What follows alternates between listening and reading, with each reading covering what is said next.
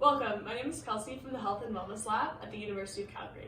Today I'll be demonstrating an exercise from the ACE Home-Based Maintenance Program.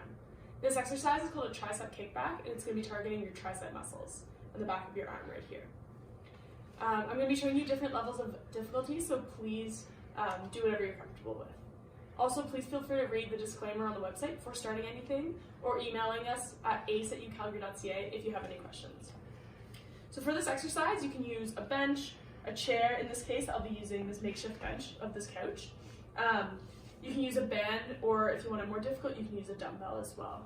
If you're using a chair, wrap the band around the back of the chair. In this case, I'll just be using my hand to hold the band. So how it works is you're going to be putting the same arm and leg on the bench like this to support yourself, and have your other leg straight and flat on the ground. The arm that you'll be exercising will be held like this, and you're going to keep your elbow tucked in, and it's just going to be that elbow extension. Keeping that arm still and just extending your elbow, targeting that tricep muscle. To make this harder, you can use a harder band, or you can hold it higher up on the band and add the resistance as well.